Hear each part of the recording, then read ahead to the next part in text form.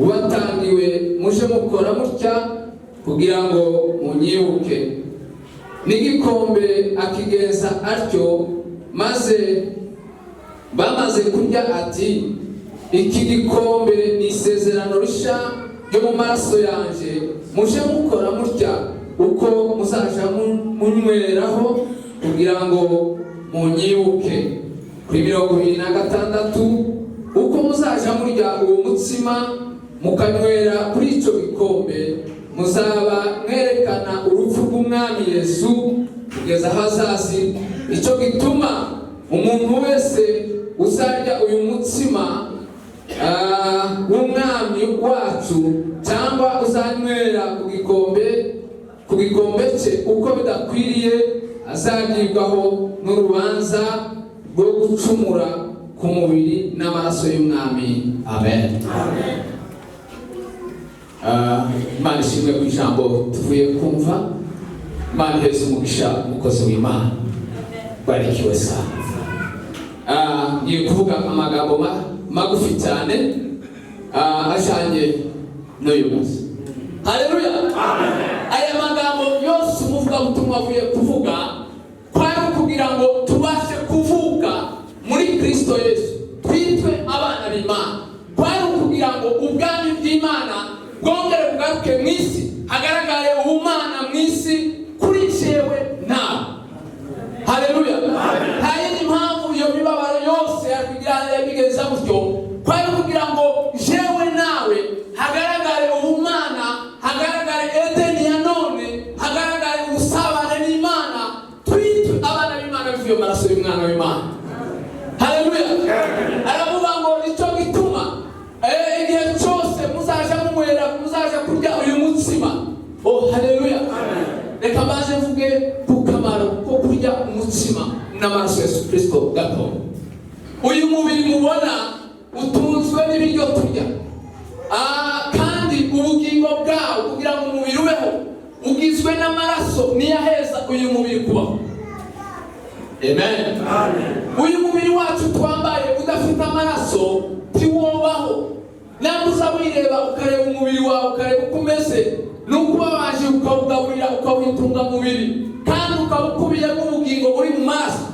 Hanyuma ijambo rikaba ritubwiye ngo haleluya, afata umutsima, afata umugati ngo arawumanyagura, aravuga ngo ni mwende, uyu ni umubiri wanje ngo muwurye. Abariye Kristo bagira afya. Haleluya. Kandi mu buryo bw'amaraso, uyu mubiri rero ugizwe n'imitsi n'amaraso. Buri rugingo rwose rugira imitsi imanuka. Haleluya. Hari inshuro abize amaraso azamanuka icyarimwe zigera kuri 40 cyangwa 50, kwihuta ku masegonde rimwe gutya icyarimwe amaraso mu mubiri w'umuntu. Amen. Hanyuma amaraso ya Yesu Kristo rero, amaraso ya Yesu Kristo, mu maraso habamo imbaraga zo kweza, zo kuwutunganya bya bintu umuntu yariye, agakuramo za mikrobe, agakuramo ibyuya, agakuramo imyanda yose mu maraso. Aya maraso yacu tugize, kandi amaraso apima ibyuya. Iyo habaye ukonje amaraso yongera umuriro, iyo habaye ubushuhe amaraso agabanya umuriro. Haleluya. Amen. Ko turibuka amaraso mu mubiri w'umuntu. Ko murayumva? Amaraso niyapima, amaraso niyagize umuntu. Amaraso ya Yesu rero n'uyu mubiri kuba Kristo, icyo bishatse kutubwira niki? Abana b'Imana iyo tugiye kurya ko turibuka iki? Ijambo ryatubwiye ngo twibutse urupfu, twibutse umubabaro k'iyo bavuye kutubwira, twibutse aho twavuye, twibutse aho twazutse, twibutse aho twababariwe, twibutse iyo mibabaro. Amen. Amaraso ya Yesu, umubiri muzima. Hari ahantu uzagaragaza urebe rimwe na rimwe indwara mbi ikomeye cyane mu buzima, ni igihe umuntu agiye mu bitaro bakavuga ngo yabuze amaraso. Igihe umuntu yagiye mu bitaro bakavuga ngo ni bande bavoma amaraso, icyo kintu kizagitera ubwoba. No mu buzima bw'abakristo bene data, igihe umuntu yatakaje agaciro k'amaraso ya Yesu Kristo, n'urupfu ruba rumwegereje.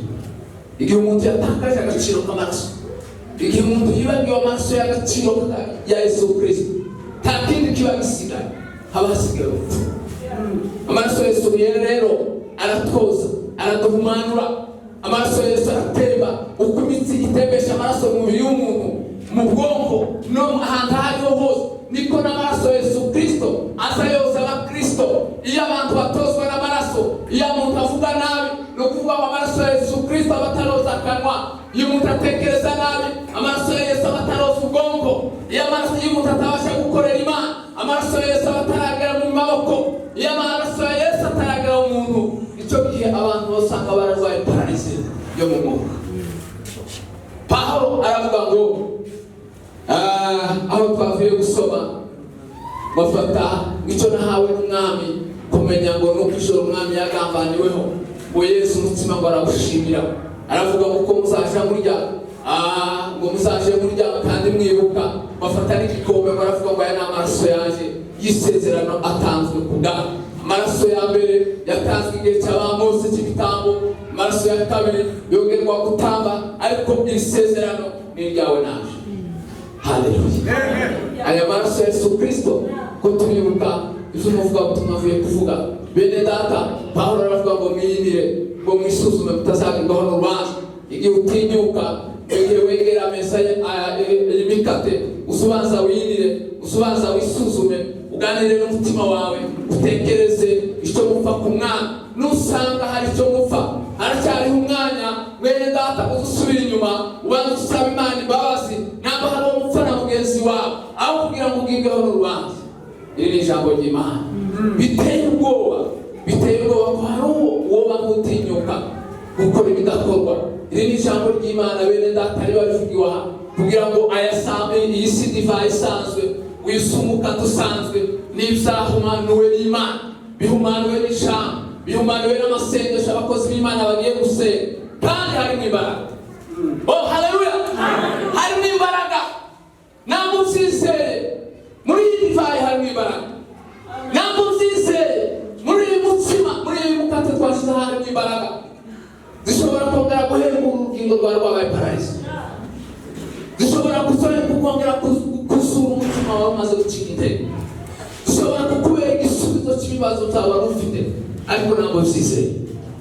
Haleluya. Ntabwo uzizeye, ntabwo ukiri umukate, ntabwo uzizeye, ntabwo ari ishinga isanzwe, ni divayi yabaye amaraso. Tubizeye. Amen. Ijambo ry'Imana ritugana. Amen. Reka turirimbe kugira ngo tuze gukaraba indirimbo ya kane yo mu gitabo cya wokovu, kugira ngo abantu bakarabe. Usiku kabla ya kuteswa Yesu alikusanya wanafunzi wake, alifahamu kwamba saa yake ya kutolewa imekaribia. Kwa Roho aliona Getsemani, mateso yake na huzuni nyingi,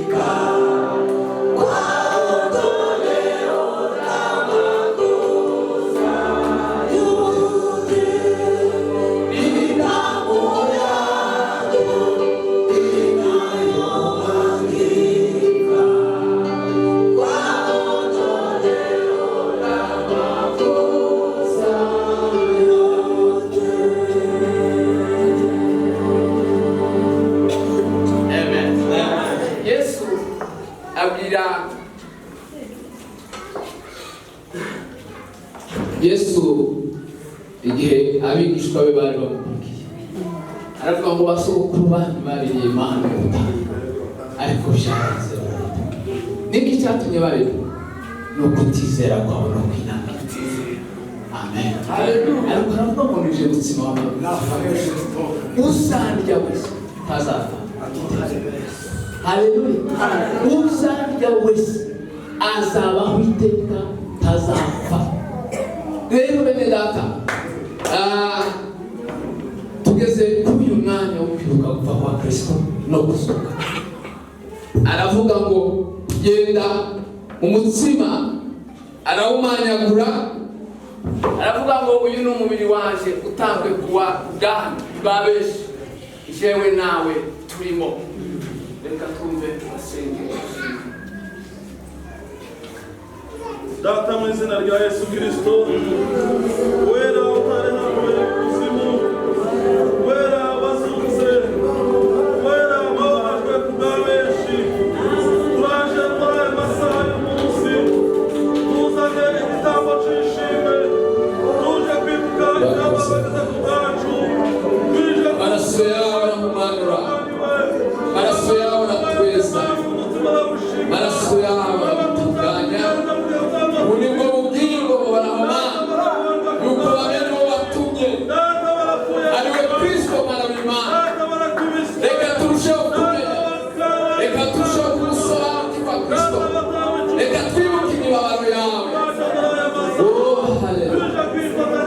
Cyubahiro cyawe Yesu. Uri Alfa na Omega. Urakoze. Hanyuma Nami Yesu. Urakoze data. Nami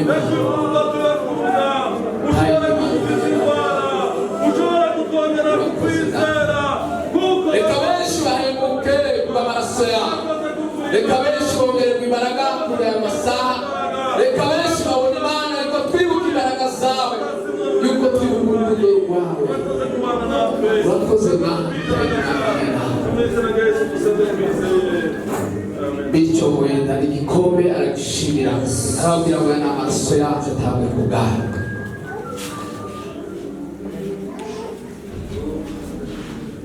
Mana data wa twese uri mu ijuru, Asante. wowe imbaraga zacu, wowe gakiza kacu, wowe ihumure ryacu. Urakoze. Reka twongererwe imbaraga kubera kwibuka urupfu rwawe Mana. Reka itorero ryawe ryongere rihemuke. Reka twongererwe kwizera. Reka ijuru rikimuke ku gushaka kwawe Mana. Ibyo bababajwe baruguru ibyaho tureke turonke Mana. Agakiza kawe kubw'umugambi wawe mwiza, kubw'umuteguro wawe mwiza. Data urakoze. Wasanga Imana nyiribihe wowe Mana. Ni wowe data, ni wowe watubyaye mu bisa by'amaraso yawe. Cyubahiro cya data. Wowe gakiza kacu, wowe Bire gushimwe rwose igisubizo cy'ibibazo kuko ari wowe Mana yo.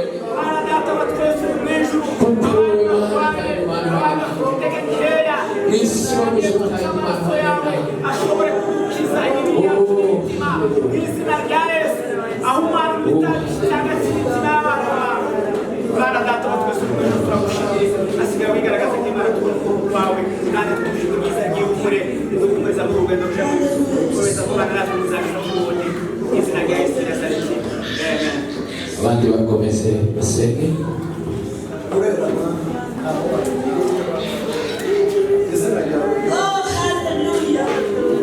Bwami bwawe ubushake bwawe bwose. Kristo urahambaye, Kristo urakomeye, ararwanya nawe. Waje muri twe uri intsinzi y'ab'isi, waje muri twe uri ubuzima butigeze bubonerwa ahandi. Ijambo ryawe uje ritubwira ngo abakera bagiye ngo bashaka ubuzima mu buzima, ngo babishakishanyije mu gutanga ngo ibitambo ngo z'inyamaswa, ariko biza bitubwira ngo bose baragerageje, ngo ariko bose ntibigeze bashingira mu bushake bwawe. Ariko nanone kandi ijambo ryawe rikatubwira ngo igihe bikwiye